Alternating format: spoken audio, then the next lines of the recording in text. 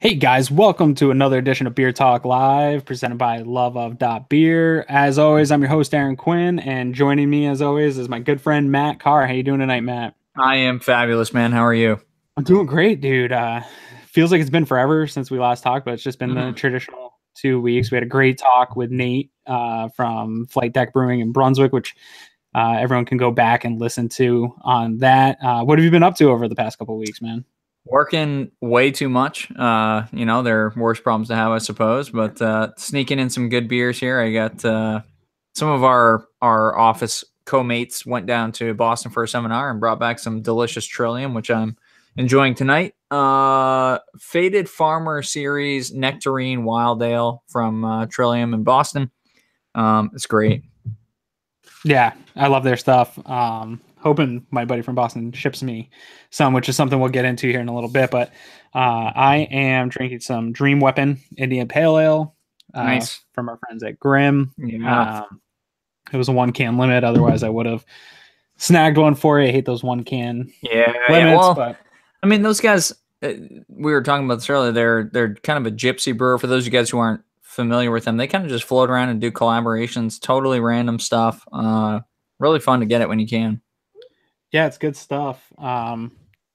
Luckily, I'm in New York and able to get a good amount here up in the Western New York area. But yeah, so I picked some up. It's nice, and enjoyable. It's an IPA though. I'm joining the ranks. I think it's my Woo! first IPA of the show. So Yeah.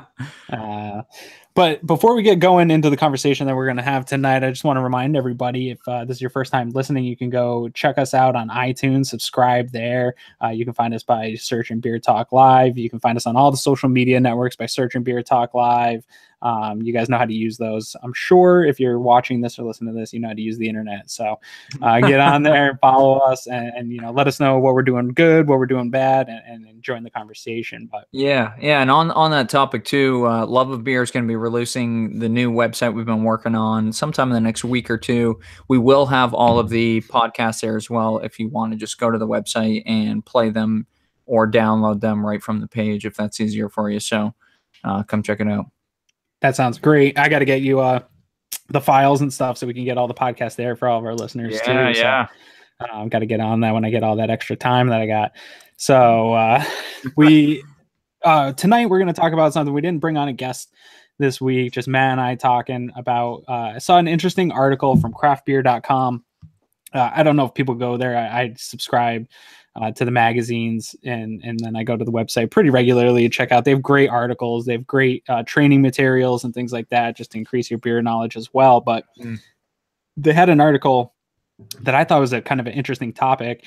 And since I've done a lot of trading with Matt and hooked Matt up with some people that he's traded with in the past, and I think we've both done a decent amount of it, I wanted to talk about Yeah. it. It was an article about beer trading and kind of what brewers think of Mm. it.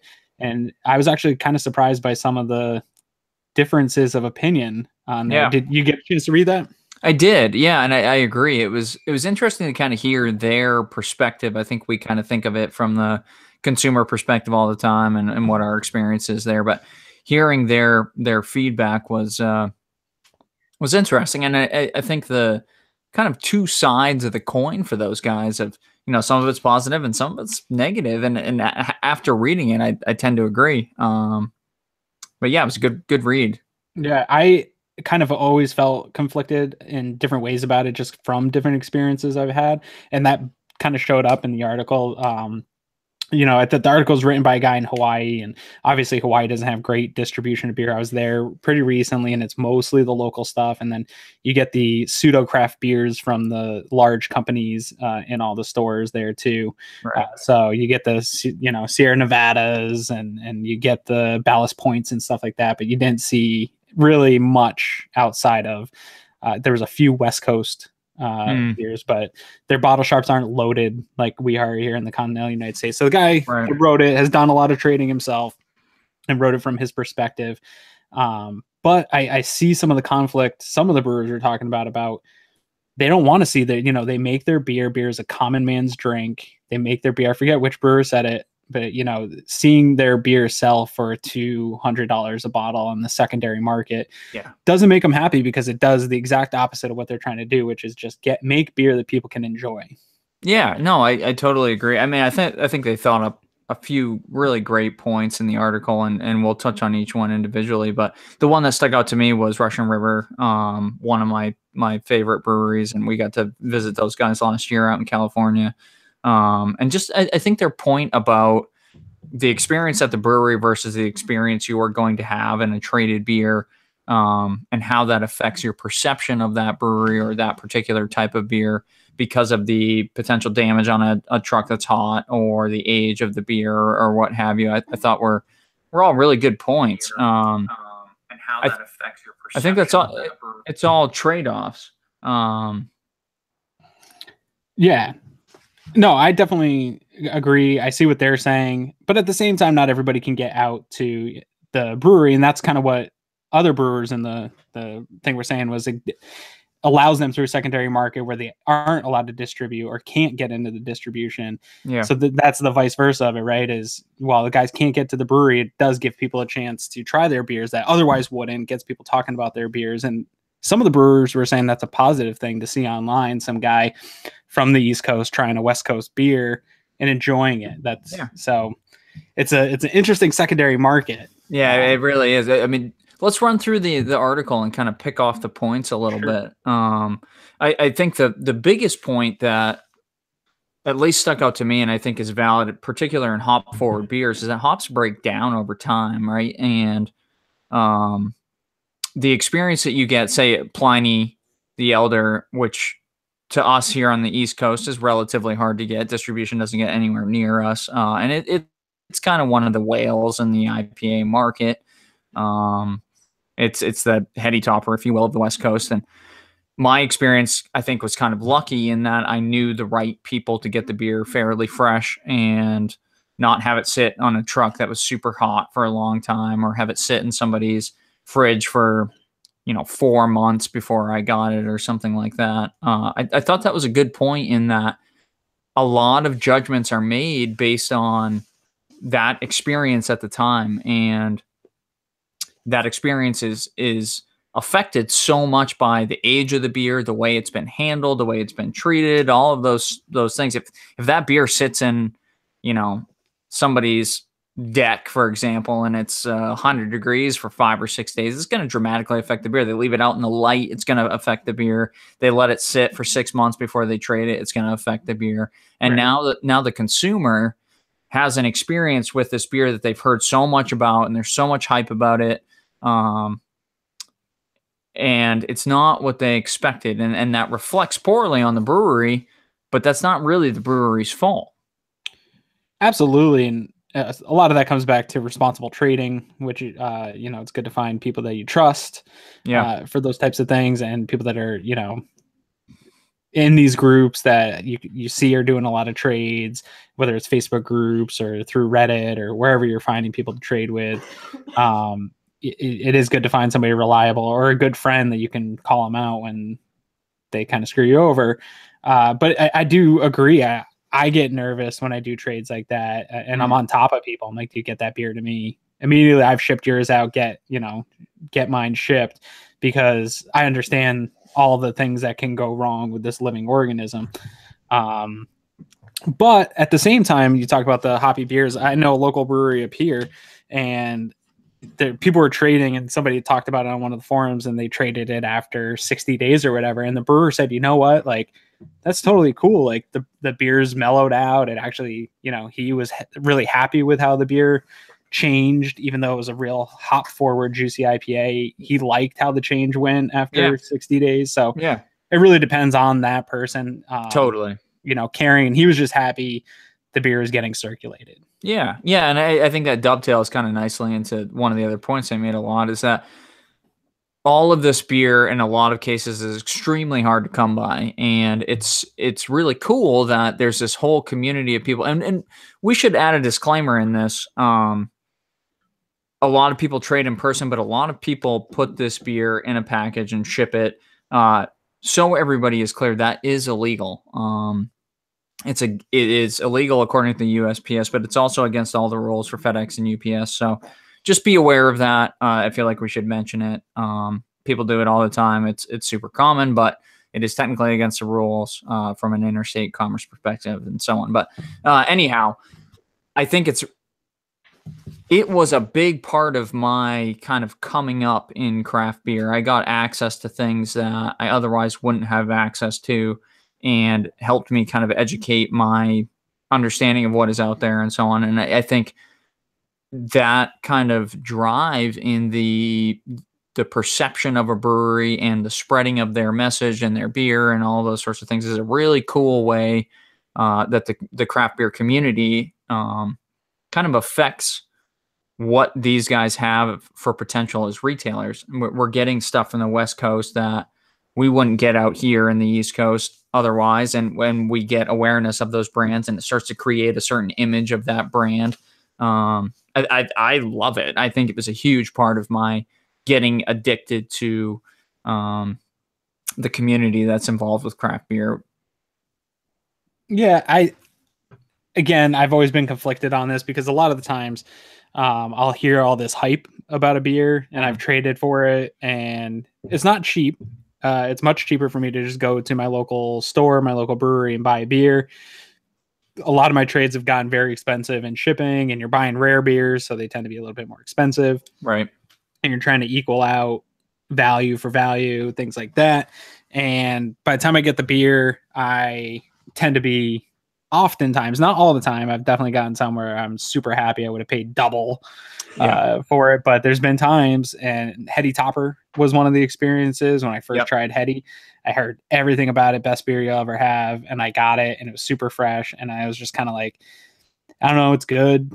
Yeah. Cool that I tried it and got to post a picture of it, but I don't think I'd ever waste that kind of time again. I think that, kind of like you said, it has a positive effect. I think it can also have a negative effect on some of these beers to be so sought after and so hyped up that by the time you taste it, even at a fresh point, it's still just a good beer. Yeah. And I think they touched on that quite a bit in the article. And if you guys have time, go and read that article.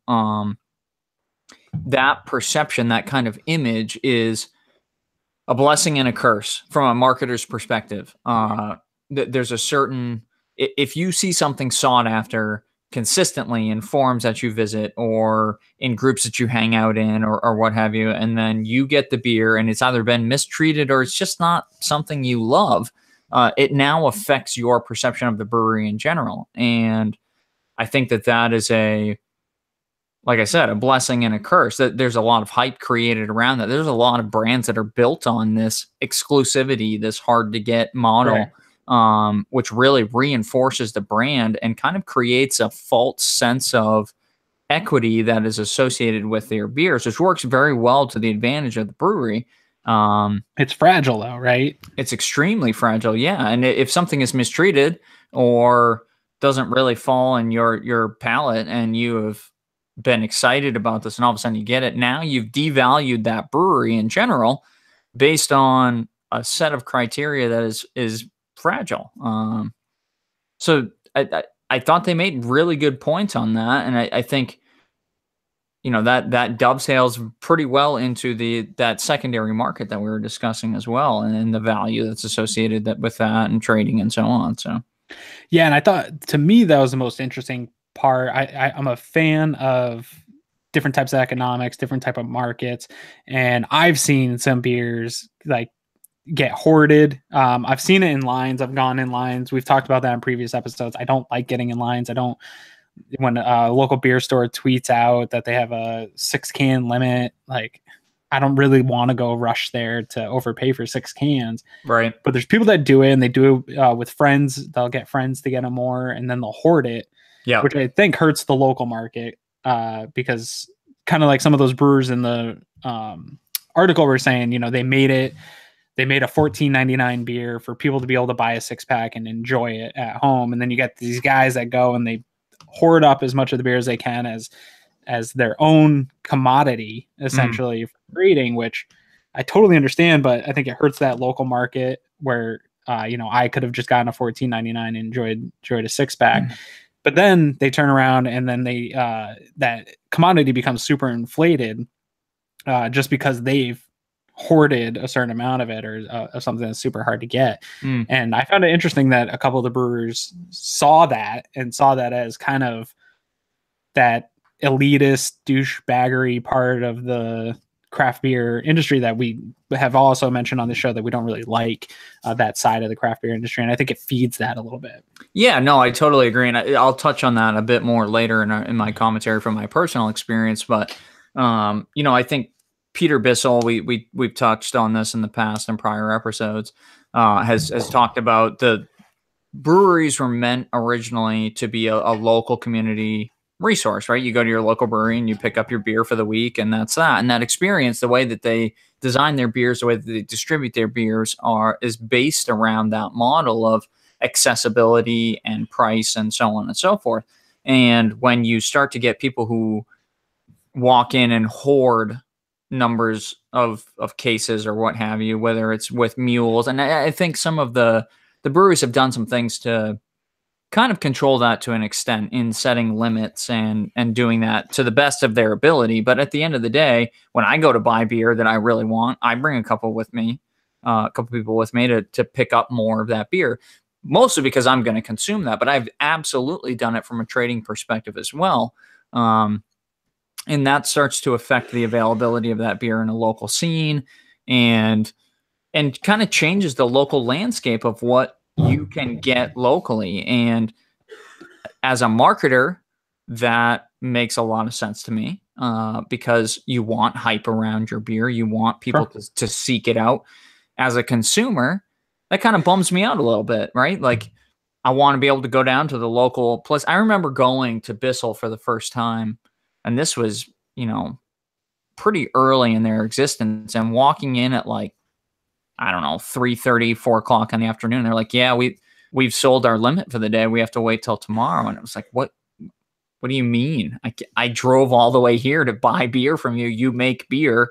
I can't buy beer from you because you want to save it for tomorrow. And then that started to open my eyes to what this trade community produces, what that desirability produces, both positive for the brewery and hype and all of those pieces, but also negatively from a consumer perspective of, I want to champion your brand because I really like the product that you create.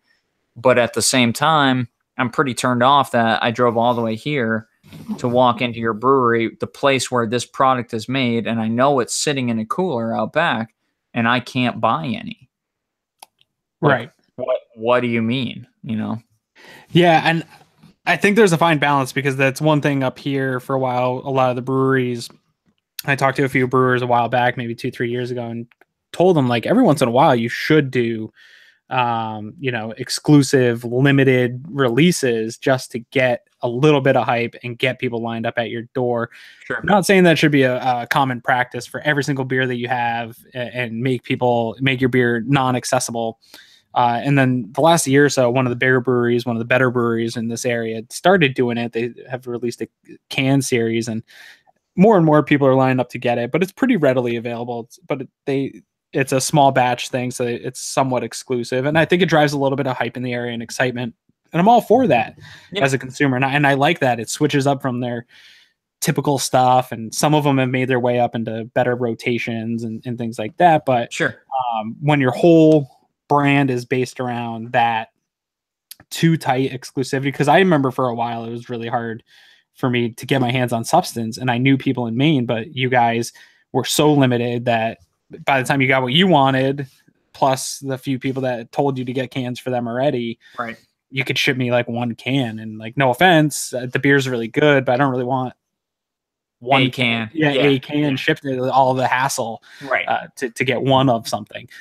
So I think it's a fine line, and I don't know what that line is. And Bissell's done a great job, because they obviously, you see their stuff everywhere, and they don't distribute outside of Maine, but you see that stuff all over Instagram. So people are doing it. Oh yeah. Oh, absolutely. And you're right. Like, it's cool for them. I'm glad they get the hype. It starts to drive the brand to a different level. And there's a certain amount of guerrilla marketing that is involved in that, and a lot of thought that goes into that. I don't think that all of this brand equity is unintentional. I think that craft brewers who are savvy with guerrilla marketing are pretty on top of what that starts to create for hype.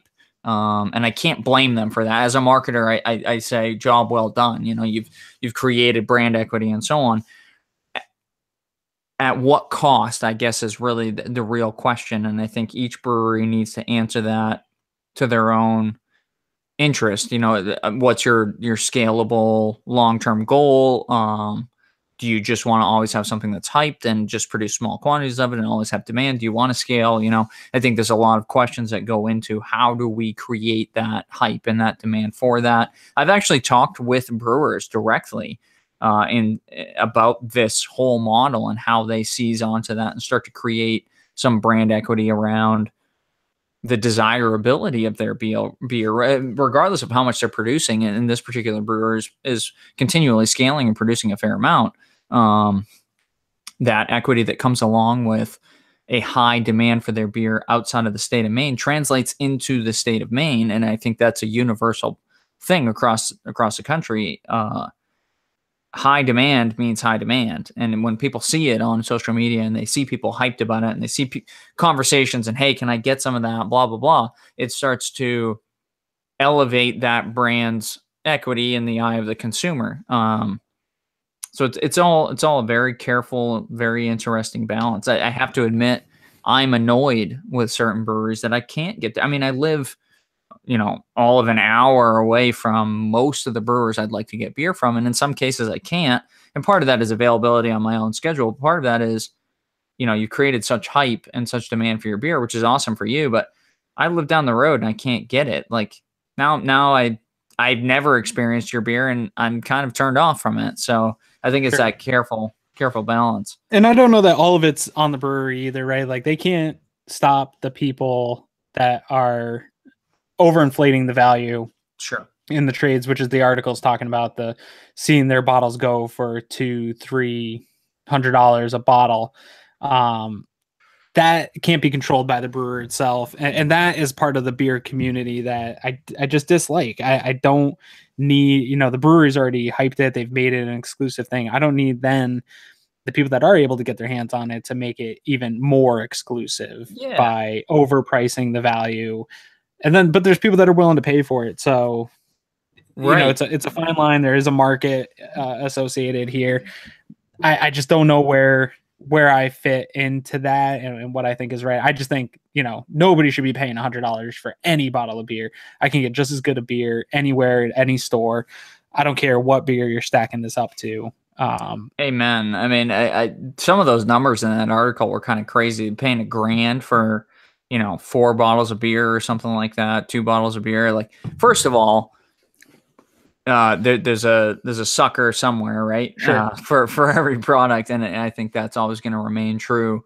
But the fact that someone has created that market in the first place is kind of mind blowing to me. Like I've had trades where I felt like they weren't necessarily equitable, but never to that scale. And reading that was like, wow, that's where we've got to. Is people are paying $200, $300, $400 for a bottle of beer. Like, it can't be that good. Just in the state of Maine alone, we have over 100 breweries. You've got to have some close to you that make pretty good beer.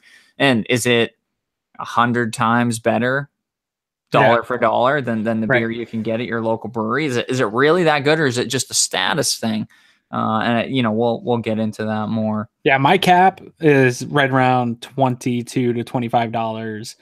Is about my cap. And even then, when I walk out of the store with a $20-something bottle of beer, I feel like this thing better blow my mouth away. Like I better take this first sip and be fully ecstatic with this beer. And those are the up here. When we get Oxbow, that's right around the price of what an Oxbow goes for. Yeah. Some of the Grim larger bottles range in the $20 area. Yeah. That's fine. Anything over that, man, I'm out. Yeah, no, and I try to take into account the process that goes into the beer, too. If I'm buying an IPA that's been in the bright tank for 2 days, I'm not paying you a bunch of money for it. I know how much time it took you. I know what your material cost is.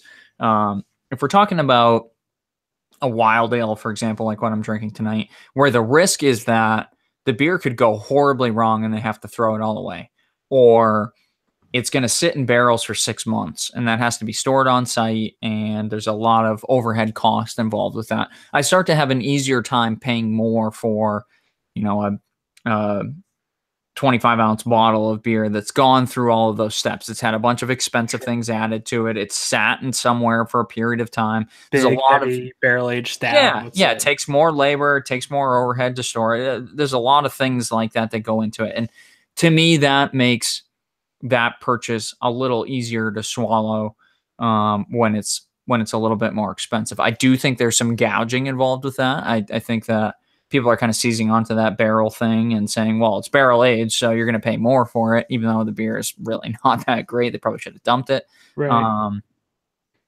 But yeah, when you start talking about equating rarity with beer, that just, for lack of a better word, ethically rubs me the wrong way. And I'll talk more about my experience with that as we get into kind of the more personal stuff. But that's kind of how I look at it. I'd be interested to see on that article, and maybe I'll reach out to the guy, see if he's on Twitter, to some of those beers and those price ranges. They have to be like heavy stouts that have been cellared or something like that. Right. Vintage. Sure. Like when you go to Oxbow, the one up in Newcastle, they have like that vintage list. And I was talking to the girl up there last time I was there, and I was looking at the list, and she's like, we only have 6 of these left down in the storage, and every time one gets pulled, the price of the next 5 goes up, jacked up. Like, so I get that. Yeah. So I'd be interested to see what those beers were that they're talking about. Because if it's something that's like a 7-year-old, 8-year-old, super rare vintage thing, maybe you can get into that price range. Not for me, not the market for me, but you start to get those like wine connoisseur beer crossover people. Yeah. Well, I mean, when we were at Russian River, I forget which one we had. I think it was Consecration, maybe, that had been cellared for 4 years. And we paid, over $30 for a 500 milliliter bottle or something like that. And it was steep, but I understand at least why it costs that much. Someone paid for the roof for that thing to sit under for that long, right? Right. And took care of it too. Like the ones at Oxbow. Absolutely. Those aren't just like sitting in some dusty basement. Like they have them aged the right way, sitting, waiting for somebody to enjoy them. Yeah. And that costs time and money and storage expense and all those things. And I'm totally cool with that. That's a real cost to me. When you start taking that and basing the price on rarity and making it more like wine, like you've said, it starts to bleed into this snobbery bullshit, for lack of a better word.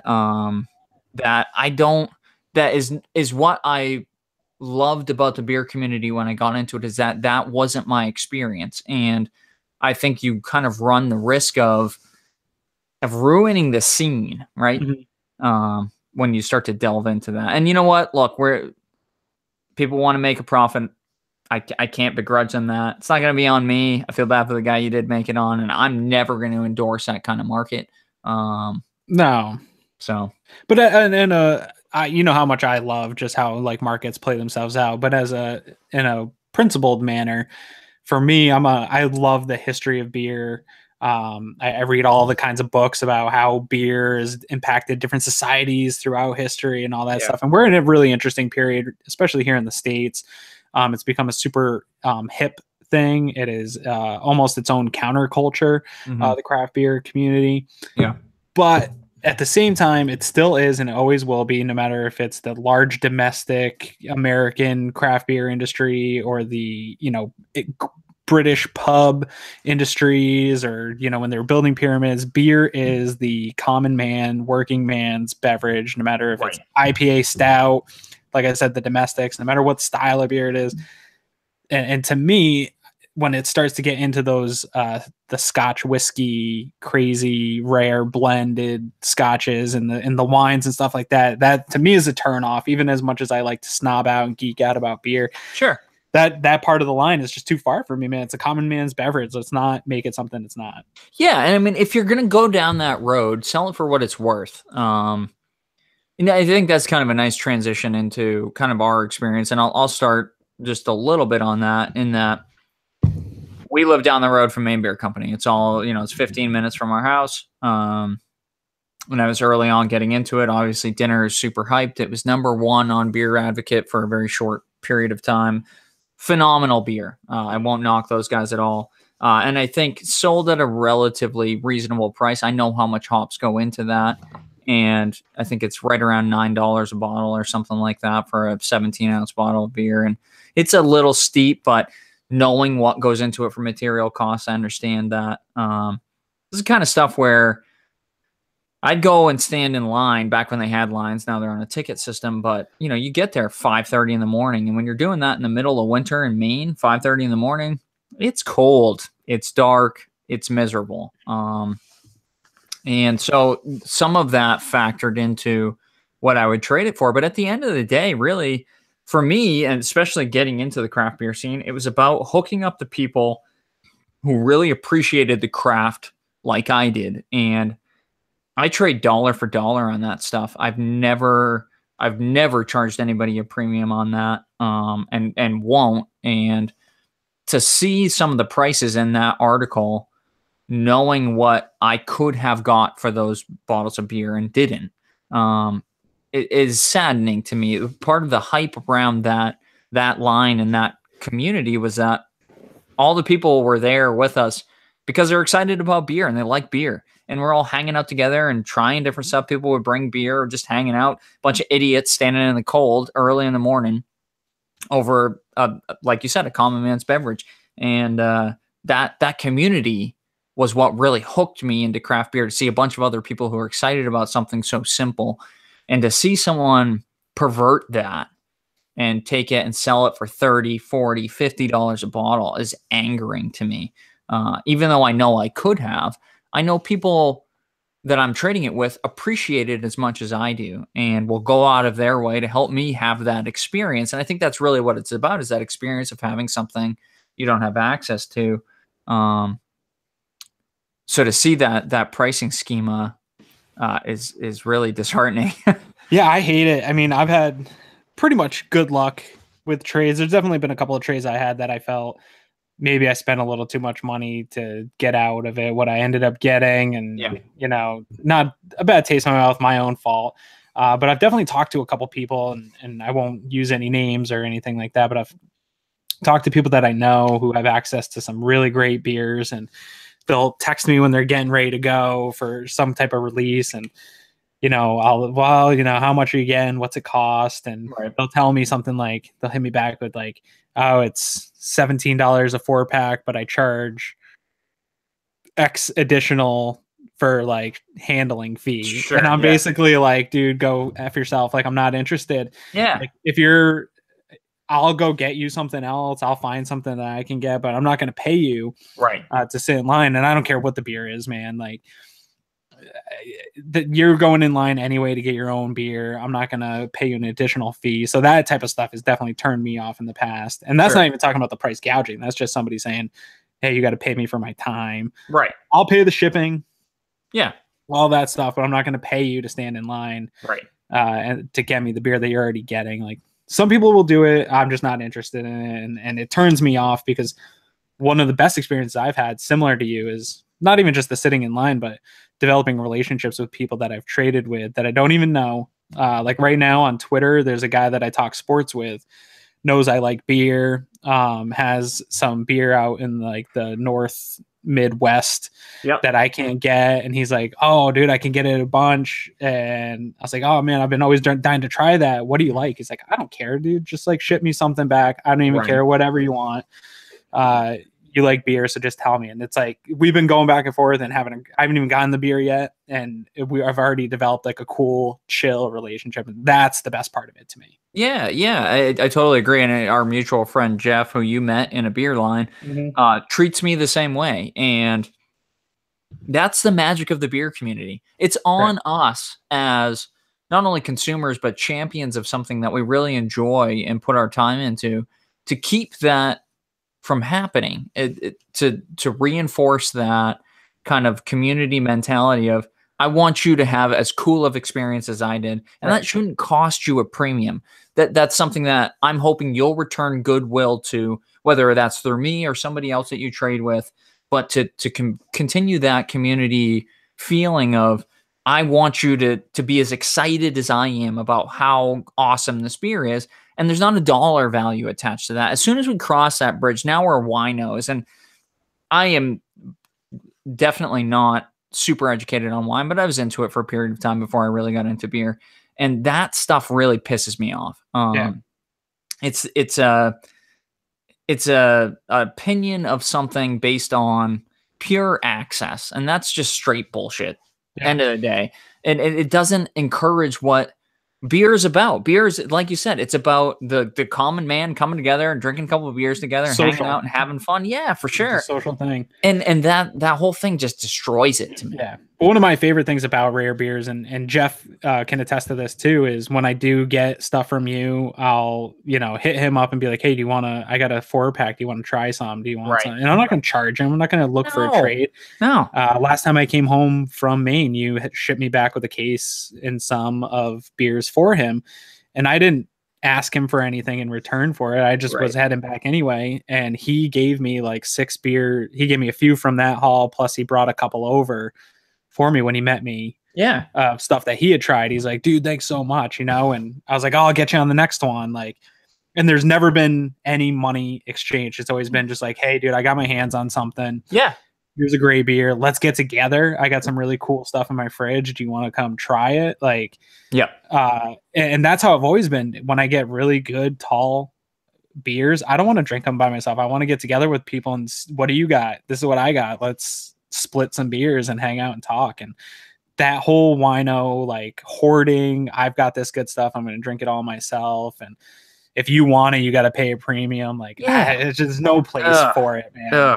It's angering. Loveof.beer exists because of this community mentality. I had collected over 20 different kinds of pretty hard to get IPA, and in many cases, multiple bottles or cans of them, and brought them all in and basically said, if you want to throw me some money, cool. But if you don't, that's okay too. I just want you to enjoy this as much as I enjoy it and get to try some cool stuff that you don't have access to. And I think that's the spirit of what the beer community is. And as soon as that gets destroyed, it's just another thing and it ruins it for me. And well, that was like that time I came back to the office. We were working together still, and I want to say I probably brought a couple $100 worth of stouts that I'd been aging. I traded for. Yeah. And I was so excited to drive them all the way from here to there. And I didn't drink any of them. And I just held on to them because there was 6 or 7 dudes that I was like, you know what? I'm going to crack these and enjoy them with somebody else. Yeah. With a group of people that appreciate it. And the anticipation and excitement of enjoying the beer with friends and discussing the beer was almost better than the beer itself. And that was the part of it for me that at the end of the day, it cost me a couple, maybe $100, $200.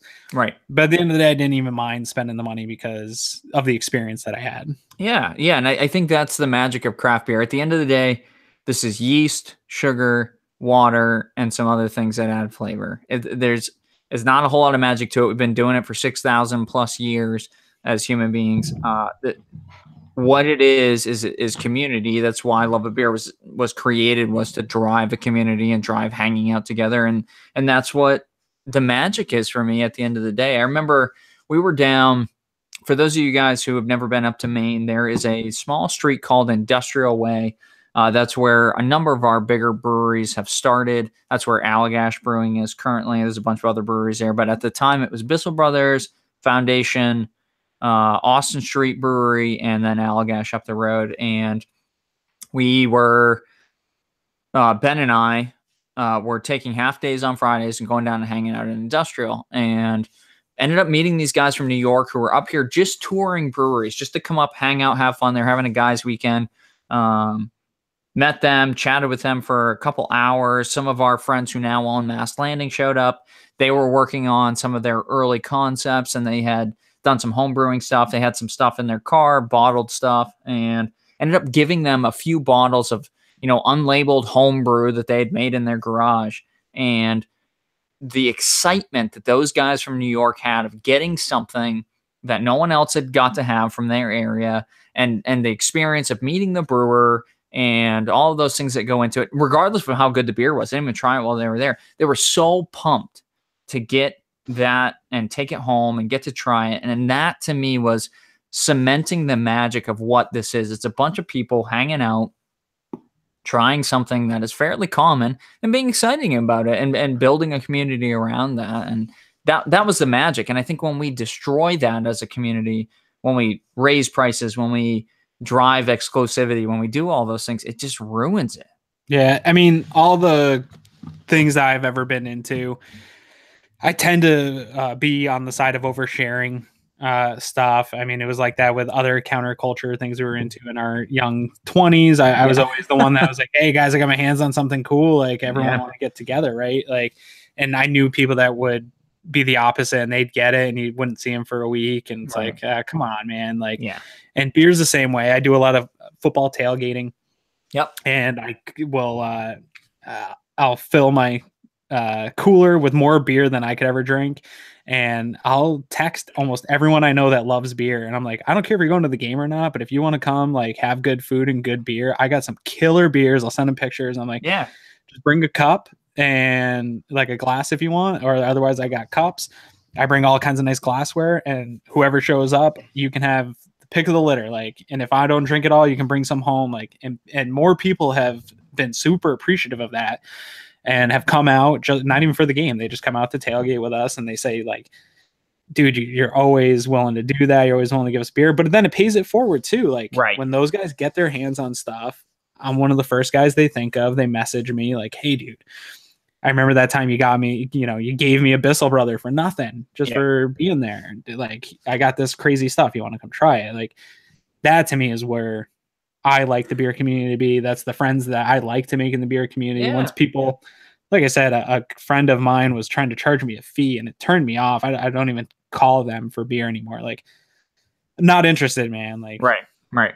You're charging me a fee. I'll take care of you if you take care of me. Right. Yeah, no, I think you're absolutely right. And I think I would reiterate that those of you that do have access to this good stuff and get to kind of drive a community around you and the beers that you get, this is on us. This is on us. We can make this or we can ruin it. And as the market grows and this becomes a more common thing, you have more and more opportunity to make those decisions. And I will never do that. It bothers me. It ruins the magic of what we're doing here. So to all of you who have access and can do those things, share it and hook people up. Yeah. And to that same breath, as that market grows and as breweries are still opening up at a record pace, that market is not going to exist for you for long. Like, guys are catching up. Even some of the breweries that I used to not really like here are pumping out good beers. Maybe not as often as some of the other places, but every once in a while they pop out something that's crazy good. Sure. And that exclusivity is going to go away when there's, you guys have it in Maine right now with a ton of beers per person, or breweries per person, but other states are becoming like that. I mean, I live in Buffalo, New York, which nobody thinks of as like a roaring place, and breweries are open all the time. There's more beer than anybody knows what to do with. Yeah. And a lot of it's killer. And if you're going to be a exclusive snob about something, dude, I'm just going to go to my local brewery and support those guys and drink something delicious anyway. Amen. So you're going to lose your market. You're going to just get everybody out of it. There's just too much good beer to go around to be a jerk about it. Yeah, definitely. I mean, it's constantly changing landscape. And I mean, I won't even go wait in the lines that are 10 minutes from me now because I can drive to the local bottle shop and pick up something that's just as good. Yeah. And that comes back to that equity statement that we were making earlier, that a lot of that is perception. And I know we did a blind taste test. I may have mentioned this in prior episodes, but I'll cover it again. We did a blind taste test of 6 of New England's best double IPAs. It was Swish from Bissell Brothers, Dinner from Mass Landing, Second Fiddle from Fiddlehead in Vermont, Heady Topper, Sip of Sunshine from Lawson's of Vermont, Connecticut, and then Epiphany from Foundation. And I went into it kind of with my own bias and came out of it realizing that so much of it is marketing and perceived equity, because I can only pick out 2 out of the 6, and I'd had them all of what they actually were. And they were all phenomenal. They were phenomenal beers, every single one of them. And I mean, drastic range in prices, drastic range in availability. We get to affect this based upon the way we treat it. Yep, absolutely. And over time, like I remember having to overpay for Swish or not Swish, Sip of Sunshine 3 years ago or so like that. It's everywhere now. It's in every Oh store yeah. that I go to. Yep. So the availability is just becoming more and more of being able to get this good beer. So I'm not going to go overpay for stuff, but Certainly not.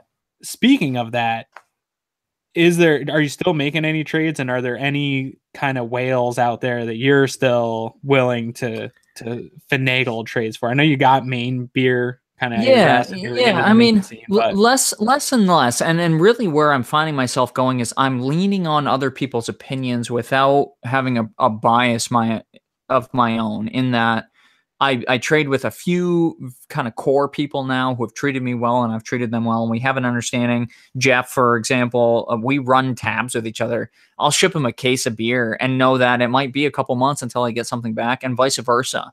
And that's totally fine with me. And we're at the point now where I don't even ask. He's like, hey, I'm sending you a shipment. right.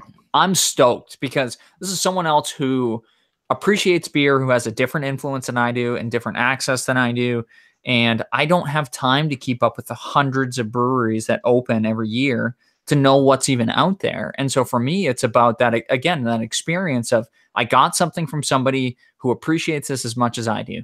And I'm going to be excited about trying that, having no knowledge of the brewery, having no knowledge of the beer that I'm about to open, because someone else was like, hey, this is really good and you should give it a shot. And I think that's going to be, I hope that's going to be the way the market shifts, is that the people who are local to these breweries, who do have a connection with them, get to champion that brand for them. You're directly reinforcing the local economy by your championing of that brand. And Sure. it starts to not be, I need Pliny, I need Hetty, I need Swish, I need dinner, I need, whatever that is, Grim Ales, for example. It's send me something good. And Right. I get to experience what you have picked out.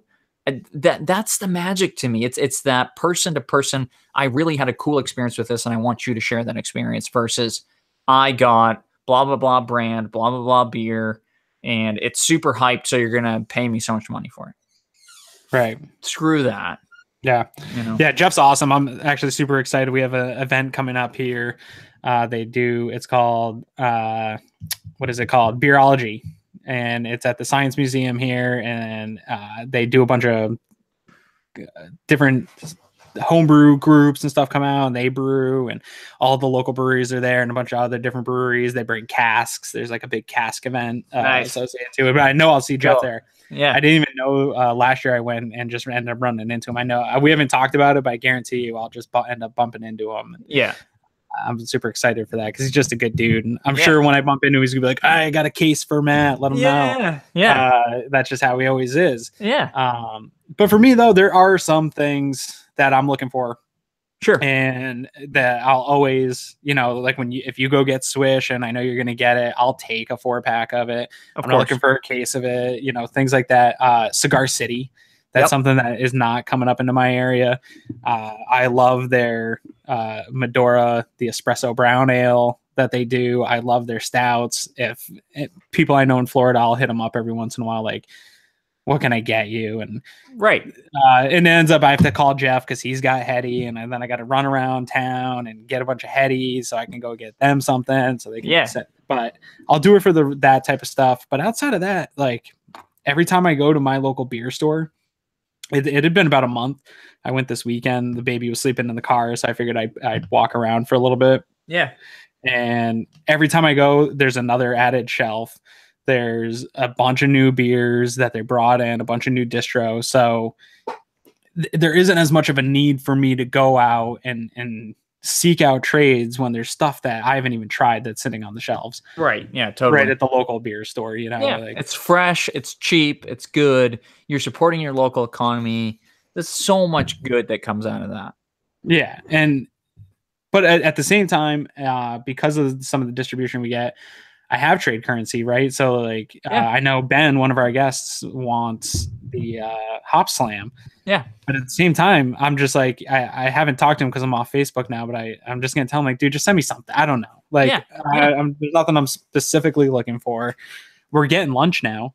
That was at our local store. Yeah, and I mean Ben gets to try like literally hundreds of beers all the time. The guy's got an incredible knowledge of beer, and he's the kind of guy where I went to a bottle share he featured for Mug Club members at his restaurant, and he had stuff aged from like 2014 that was incredible that I wouldn't pick out myself. Even stylistically, just stuff that I'm not interested in. But because he had picked it out and aged it, or whatever it was super fun. That's the magic of this, right? Yeah. Speaking of Ben's, our good friend Ben is in the chat room over here saying that he needs Pliny, he needs Hetty, and he needs Swish. Yeah. So that's on you, Matt. Yeah, I can deal with the Swish. I might even be able to deal with the Pliny. The Hetty, I'm gonna have to reach out. Although I've been thinking about maybe going up to Hill Farmstead, so if I do, I'll snag some on the way through. Jeff can always get some. That's right. Got some Hetty. So anything else here before we wrap this quick no guest episode up? You got anything happening for Love of? I do. I'll say two things. For the last time, I've said this a few times, but champion the community you want to support, right? We get to decide this as consumers. Support your local breweries, go out there, support your local restaurants, do all that stuff, and be part of what you want to be a part of versus ripping people off. On the Love of Beer side, if you are here in Maine, we have our first brew and chew since Ben's restaurant a couple of years ago, which was our first event we ever did. That's going to be happening at Frontier in Brunswick. We're doing 4 beers with food pairings. I'm super excited about the chefs working on some incredible stuff. For those of you who aren't familiar with Brew and Chew is a rotating venue food pairing that we do with four local beers, all from Maine, and we let the restaurant kind of establish what that food is going to look like and what that experience is going to look like. We're super excited about that. We will get back to Ben's restaurant again. So that's going to be happening at Frontier early May. Stay tuned for more details on that. Then on that, are you going to have any video? Is Patrick going to shoot any video? We will be. Yeah, we'll shoot video both of the event, but we'll also have some kind of lead up to it as well. I'd like to interview the brewers a little bit. One of which that's confirmed so far is Four River Brewing. We did a video with them. They did a collaboration with the local firefighters union. They do a fundraising beer every year, and those guys were super accommodating. Really cool crew down there in South Portland. They do a beer called Rebel. It's a kettle soured ale. Phenomenal stuff. We're going to open with that. So they'll be there. We've got a few other ones coming. I'll announce those as time goes. We have some labels that we worked on via Patrick Company, which is, someone that's got to pay the bills. So we got involved with Flight Deck in our town and came up with some of the strategy and branding for their new can designs. We worked with Grill Jam Design, our friend Graham, who's a phenomenal designer, to kind of come up with those concepts. Those are releasing this weekend. They're going to have 4 flavors for the cans that we assisted with the design of, so we're super stoked on that. So nice. I cannot wait to see those. Are those going to be up at any of the Love of Beer social or Patra social? They are, yeah. They're on Love of Beer social right now. As they release the labels, we'll be releasing them as well. We want to let them kind of get first stab at that stuff, but we're excited about that. It was a unique kind of experience as far as coming up with branding that resonates with the brand and what they're trying to represent based on their heritage, and then also trying to make that more of a mass market appeal and not just establish this Maine focused branding and make it something that other people outside of Maine can resonate with. So it was fun as a marketer to work on. I'm sure. And, a couple of the things that we can kind of throw assists to ourselves off that conversation or those points you were making. One, go back and check out the episode with Nate from Flight Deck Brewing. That was our last episode. Great episode. Matt joined him live in the brewery. We talked about a bunch of stuff. His brewer popped on.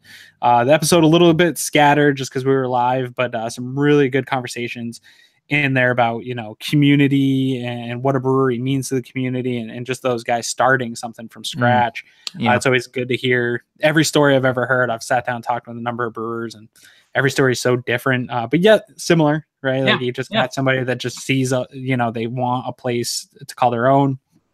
So great conversation there. And then also we had a conversation with a friend of both of ours, Glenn Halliday, who has designed some cans. Yeah. And kind phenomenal of talks about designer. Yeah, talks about that process of working with breweries, just like Matt was just describing. It can be a very cool process of getting what, getting their branding onto it, but also building something to sell. Somebody, it's a point of sale item that sells itself. So another cool conversation. You can go find all those on iTunes, Stitcher Radio, Podbean. That's where we're at too. So go find us, subscribe, give us a 5-star review if you deem that we are acceptable for a 5-star review. We'd really appreciate that. Amen. And then follow us on YouTube, because you'll get notified when we do go live. You can join the conversation like Ben, our friend's in there now. You get notified and you can pop in, join the conversation. Once we get rolling with the conversation, we'll do some Q&As at the end, especially when we have guests. It's a great thing that through our podcast, that's why we're live, so that you can interact with us. So we'd like to get that side of things going a little bit more. So if you have time, we usually it's bi-weekly, and we do it Wednesdays right around 7 o'clock. Eastern time on Wednesday. So block off some time, grab a beer, and come join the conversation with us if you can. If not, that's cool. Like I said, you can catch us on iTunes, Stitcher Radio, Podbean, and soon, when I get the episodes over to Matt, you'll be able to catch us direct on the Loveof.beer website. So anything else before we wrap up, buddy? That's all I got. Thanks for joining us. Come hang out with us. We'd love to have your input on the podcast. Community is everything that we've built this around, and we want you here. So come hang out. Give us some comments. Give us some questions. Tell us we suck. Tell us we're awesome. Just come. That's right. Excited. Yeah, absolutely. Yeah. So, and hit us up on social. I'm not on Facebook anymore, but Matt is, and he's got you back covered over on Facebook. I'm always on Instagram, and Matt's over there too. So you can check us out on Instagram. Just search for Love of Beer. We'll pop up. And then also search for Beer Talk Live. We're there too. So thank you again for joining us. As always, guys, cheers.